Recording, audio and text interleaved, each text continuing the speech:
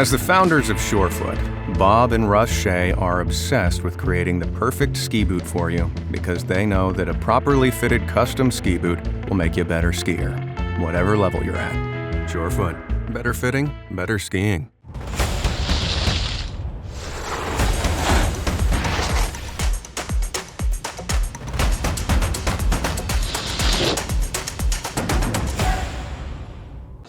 All right, hello everybody. This is the preview episode for the Allianz at FIS Freeride World Championships, Andorra 2026 by Mammut. It's a mouthful. It's a big mouthful. It's a mouthful. There's a lot of words. We're sitting here with Lily Bradley, myself, Derek Foose. We got Larry Gauthier, one of the judges behind there. We're at the Riders Hotel. We got a bunch of clips together for you here today for your viewing and listening pleasure, to give you a little bit of an idea of what is to come in a couple days at the first Allianz FIS Freeride World Championships, Andorra 2026. Did you get all the words? By Mammut. There it is. Yeah. So today's Sunday. We're confirmed for Tuesday. And this is the first ever World Championships since FIS bought the Freeride World Tour. They pretty much do that with all their disciplines, I'm assuming, I think. It's a big box that has to be ticked for Olympic inclusion. Your sport has to have a standalone World Championships event. So this is the first time we're doing it with this. Yeah, we're taking steps. We're leveling up. Absolutely. And so I spoke to, so this episode we've got you. We talked to the wildcard Kai Jones. We talked to Agostina Vietti, who won last week in Val Thorens and is creating a lot of buzz in her home country of Argentina. Yeah, she's an icon. She is now. Yeah, she. You'll hear that she talked about maybe she gets to meet Messi. At the Argentinian Sport Awards, I would think so. They're speaking the devil. She's over there just waving. And then we also spoke to Berti Denervaud, who is a longtime Freeride World Tour judge, but is also pretty much responsible for setting up the Freeride World Tour pyramid.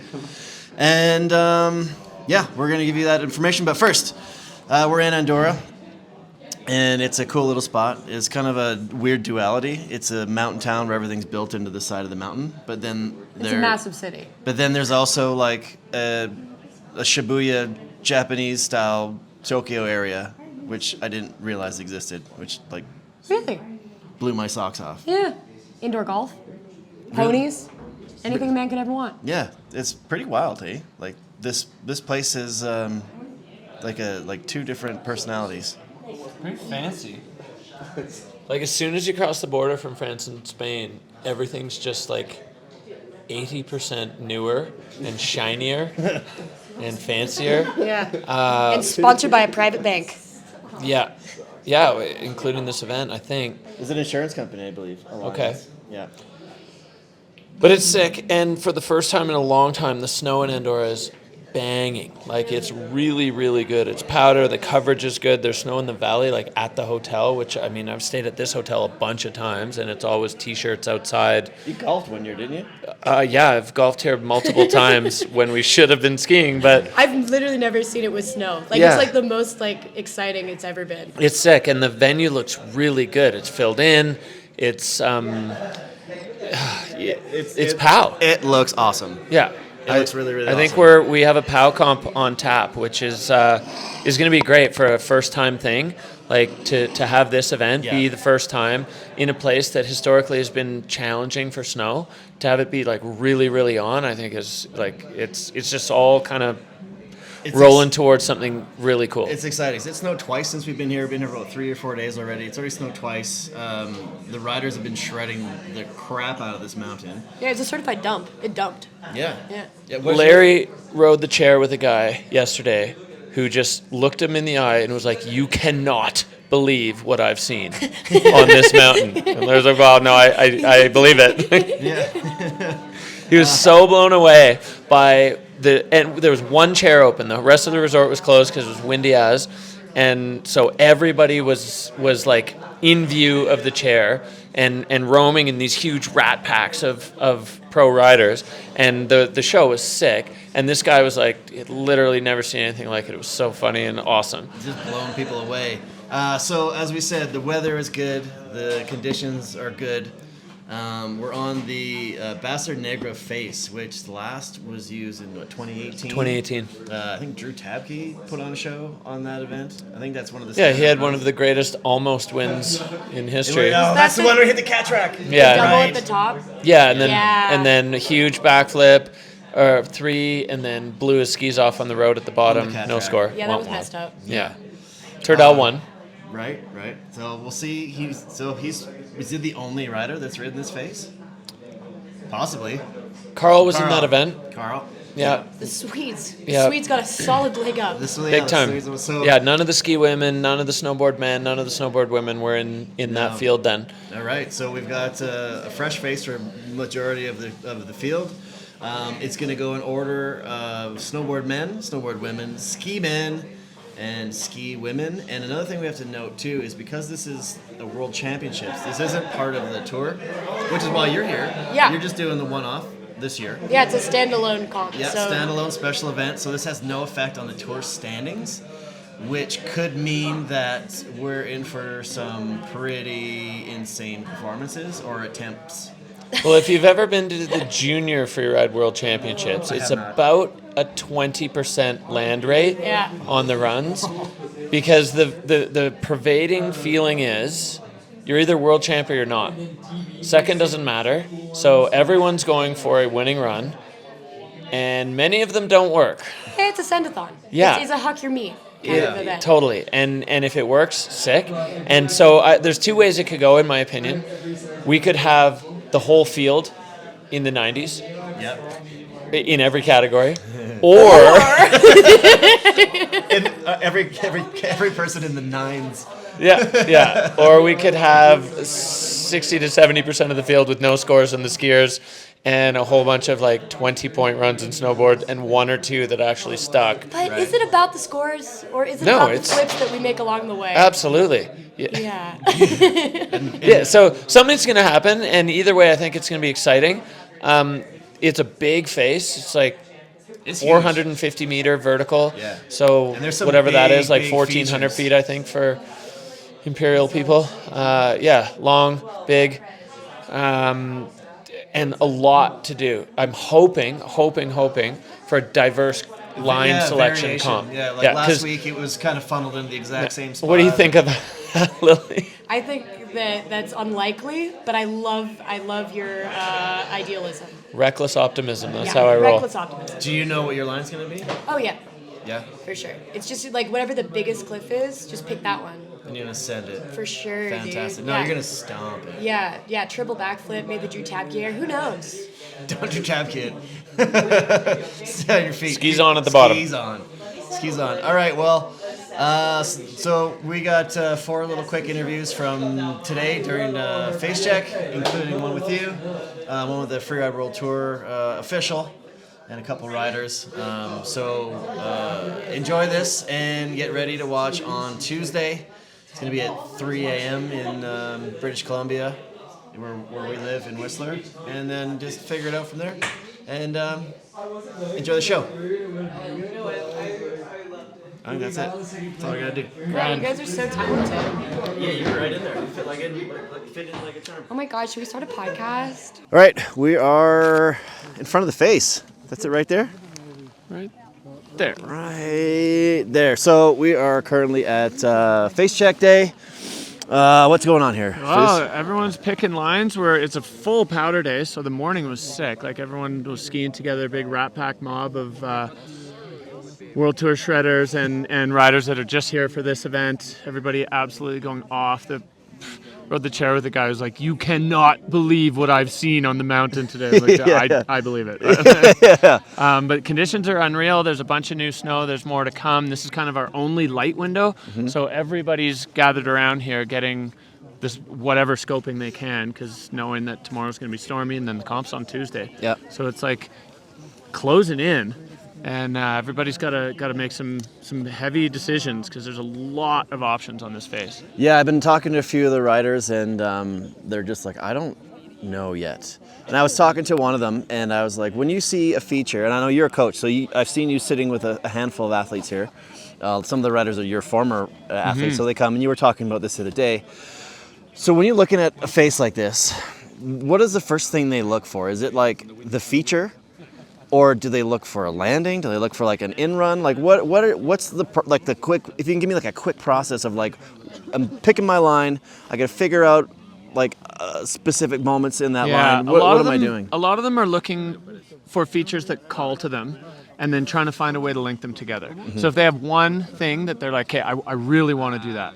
Great, what can I do above to get to it and link a few things up, and what can I do out of there down to get to the finish to give it a nice clean line top to bottom that stays pretty fall line, that is, they're able to do fast.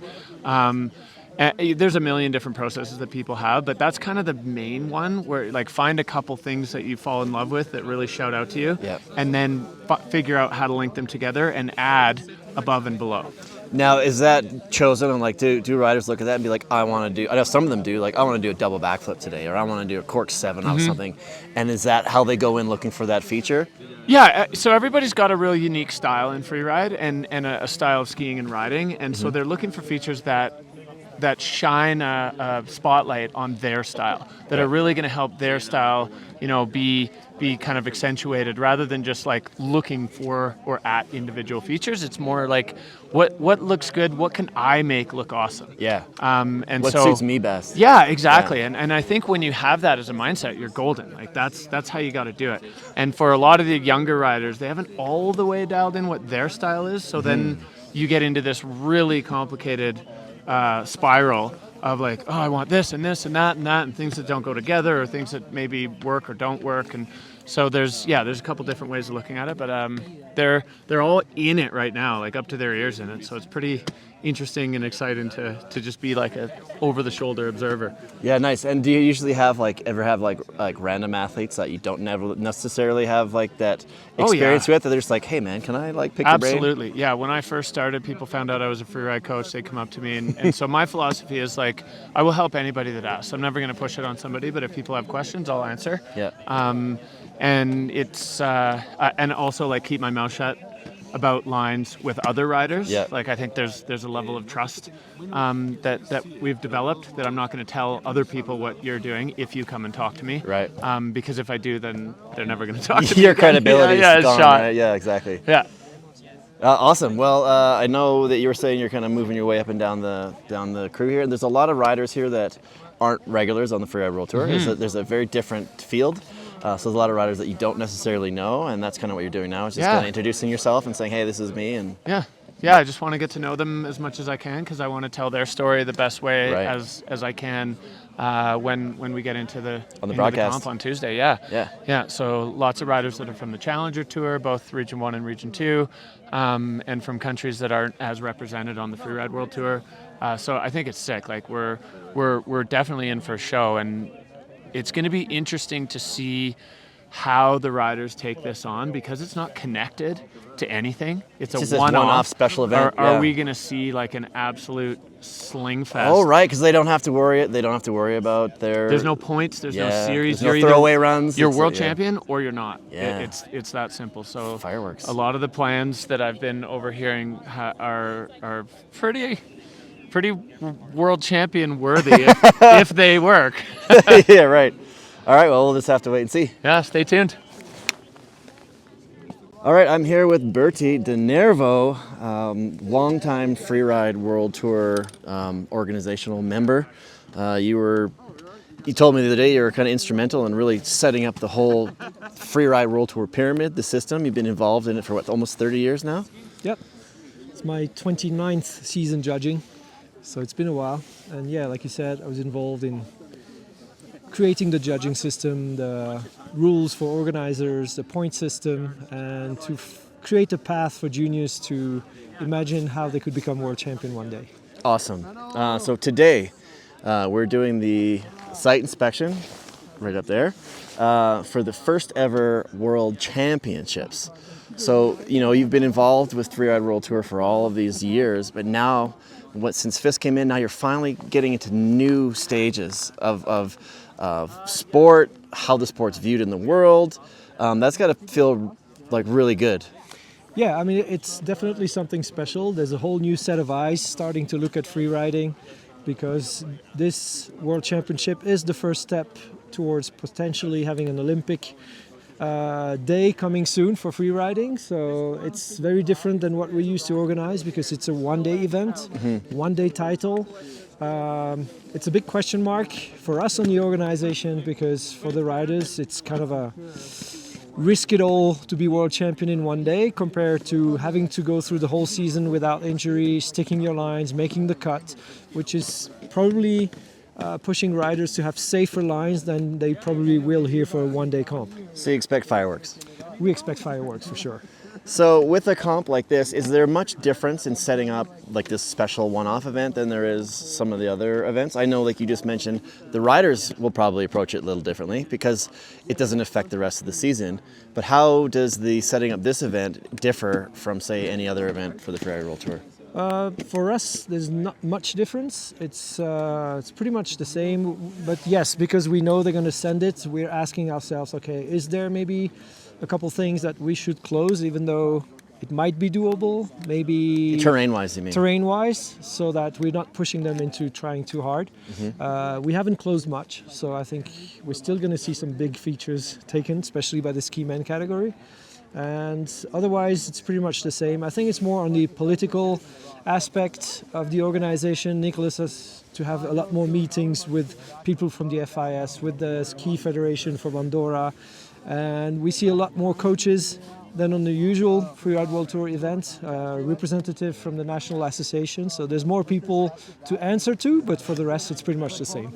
Pretty much the same. So how is it personally? How do you feel personally about being able to put this event on? Because you've put so much of your life into this. I think everybody who's been involved in developing the sport over the past years feels proud that we're reaching this milestone, and even more so the day will be Olympic. And I think for the riders too, we can see that they enjoy starting for their country for once instead of starting for themselves. Right, because they always ski for their flags, like under their flags, but not directly for their country in an event. Exactly, and I think they only realized it really coming up here when they had to enter at the opening ceremony wearing the flag with their bib design with the national colors, and I think, they finally realized it's more than just a comp for them with their friends. Now they represent their country truly. Yeah, exactly. And do you find that a lot of, international, more international media is here, or anything along those lines? A little bit more attention? Yeah, I'm not in the comm team, so I can't really answer that question about media. But for sure, there's a lot of national ski associations looking more at this event than they would at the Freeride World Tour normal stops. Right. So we're looking at 2 days from now. Comp's going to go. What are we looking like for weather-wise, face-wise? How are things shaping up? So this year in Andorra is a special year. It's been snowing pretty much every day for the last 3 weeks, so that's great. But for us, it's making it a little bit complicated to secure the face and to find a comp day. We have now decided to compete on Tuesday in 2 days. The weather looks pretty good. That's the best we get this week. So hopefully we'll be lucky and we have 5 hours of sunshine for the riders. Fair enough. Awesome. Well, thanks for everything you do. Thanks for the chat. You're welcome. Fingers crossed for a great event on Tuesday. See you soon. See you guys. All right, Kat Jones. Yes, sir. Welcome to Andorra. So stoked to be here. And welcome back to competition. It's been a few years, hey? Yeah, so I competed in juniors my whole life, and then ever since juniors, just been free skiing and filming, so good to be back on the circuit. It's my first Freeride World Tour comp, world champs, dropping first. It's going to be quite the experience. Yeah, exciting. So you have a bunch of buddies on tour that you grew up with, like competing in juniors, right? Yeah, totally. It's super cool, like seeing a lot of the homies, like Marcus, Wei Tan, Kelly, a lot of those boys like came up through IFSA and stuff, and it's so cool to like see everyone here. Yeah, so we're currently at Facecheck. That's it right there. Yep. Behind us. Looking good. So obviously in juniors to now is a bit of a gap. So you're sitting here scoping a face for the first time in a while. And I know you were sitting with Wei Tan a minute ago, and you probably get a lot of the beta and like little bits and pieces of info. But like, how are you feeling just on first look? Yeah, no, feeling super good. It looks amazing. I mean, like with film skiing, we're looking at new stuff every day, and But you also it's have really time. good You can- training for visual inspection. So, Right. yeah, I think that like helps a bit, but we're never like skiing stuff as big as this. So like that's the piece of the puzzle that I'm not used to, is like studying a face so long and so complicated. And yeah, just to spend a lot of time the past couple of days watching replays and coming here, looking at this thing in person, and yeah, just trying to like set myself up for the most success. So I know you mentioned your film skiing. So I know in film skiing, right, the last thing you ever want to do is pull up on a line, but you can, right? You're with a team, you're with a bunch of people that are like, hey, okay, you know what, we may have blown the shot, but no big deal. Your safety's number one. Yeah. When you're in a comp like this, you kind of have a different kind of pressure because you're like, I don't want to pull up. Yes, you have the knowledge of that the slope could be a little bit more secure, but say you cruise in a different line and you almost don't want to like pull up. You're like, I just got to send this, right? And Yeah. do you have a different like thought process for this? Or Well, I mean, I think the biggest thing is like just picking something you feel like super comfortable in, so you're not like really like questioning yourself. I feel like when you're film skiing, it gives you the opportunity to like really push yourself and experiment with new things because there's like less pressure. But with a competition like this, I think the strategy is to do something within your wheelhouse so you can ski really well and proficiently. So I think that's at least my mindset with it, is go do something that I'm like really sure on so I can be charging. All right, what's in your wheelhouse? I mean, I'll probably end up hopefully still sending pretty big, but yeah, we're still figuring it out, looking at everything. So looking at this line, are you thinking more of like a free ride run? Or are you thinking about adding some more like freestyle elements, maybe a little combo of the two? Yeah, I think the combo is like the ultimate dream. Like up high, get techie, and then Yep. in the middle, get a little tricky, and then at the bottom, get techie again. Right, so you were in natural selection last year, and just in the first few days of being here on the Freeride World Tour, do you notice any major differences, any similarities that just kind of jump out at you? Yeah, I mean, it's definitely a like different event. I think that like this is a more like big mountain face for sure, which is cool, and I think that lends to like my background a little bit more. And then yeah, obviously way more athletes too, so that's pretty sick. Like more people to like talk to and bounce the ideas off of and stuff. But I got my like biggest like takeaway from like natural selection is my like learning lessons there and what I did wrong and how I could have like inspected differently to do better, and just trying to like take that here. Like in the end, it's all just skiing and just gonna go out and have fun and shred and do my best. Awesome, well, good luck. Yeah, thank Drop you. it. You say you're dropping first? First drop. Right on, man. You show up. Yeah, I'll get to watch the whole show at least too, so it'll be good. Set the tone, buddy. Set the tone. Oh, yeah, gotta do my best. Right on, man. Thanks a lot. Yes, sir. Hello, Agostina. How are you? Hi, good. How are you? I'm fantastic. You have had a pretty amazing week so far. How are you feeling? I'm feeling great, excited, and just a tiny bit nervous, but like the good nerves. Nerves. So, for those of you that are just catching up, you're the first Argentinian to win a Freeride World Tour event, and it was a pretty big deal. Yes. Freeride Argentina, Freeride Argentina is here. Freeride Chile is fired up as well. You're basically representing the whole South American freeride community. Yes. And you go and put yourself on the top of the podium in Valto last week, and everybody just kind of went crazy. How has the reception back at home been? Oh, it's been crazy. Like my family, my friends, and so many Argentinians have reached out to me and congratulate me and gave me so many good wishes, and it's been pretty insane. Have you been approached by like television channels and newspapers? Yes, many. So are you kind of a sports, like a national hero now? Kind of, yeah, like Messi. Yeah, no, I love it. Yeah, pump it up. I bet you at the Argentinian Sports Awards you may be able to meet Messi. Maybe. I'm sure they have something like that. Yeah. Did you ever expect anything like this? No, I was just hoping to come here and show my ski and have fun and know people and places, but I wasn't expecting doing as well. Just go with the flow and be on the tour, and like it's just exciting to be on the tour, but now you have all this crazy attention. Has it been like a little overwhelming? Have you had to take a few moments just to say, okay, I need some quiet for myself? Yeah, maybe a little bit. Fair enough. So last week, you ski, for under the Argentinian flag, but this week, for the Freeride World Championships, you're actually skiing for Argentina. Yes. Like for your country, and that, like, what a perfect timing for all of this build-up, because now you have all this attention, and I'm sure everyone at home is now like, oh, she's actually competing on the World Championships for us now. That must be like pretty overwhelming as well. Yeah. No, it's been good. Yeah? It's not that bad. Because that's what I was going to ask. Is I hope that all of this attention you're able to like block it out and kind of focus on your skiing. Yeah.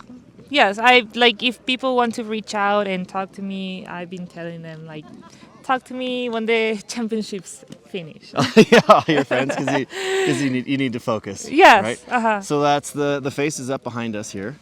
And how has the scoping been for you so far? It's been pretty good. Yeah, I've been watching the 2018 comp here, and I got very inspired by a few athletes, and I'm hoping I can recreate some of their lines.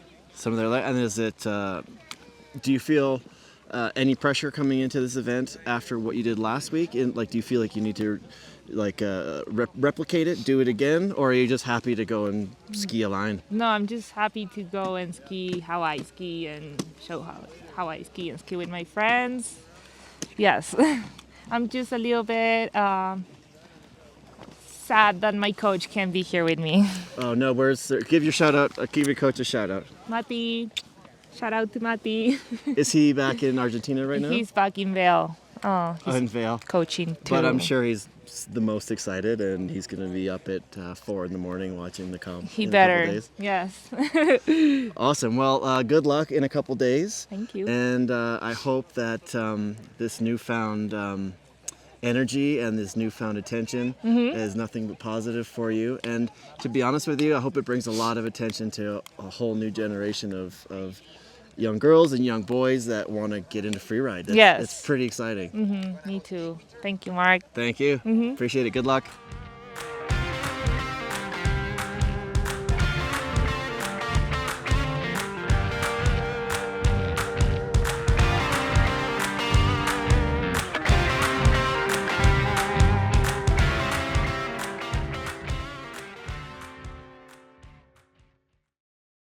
This has been a Redmark Media production.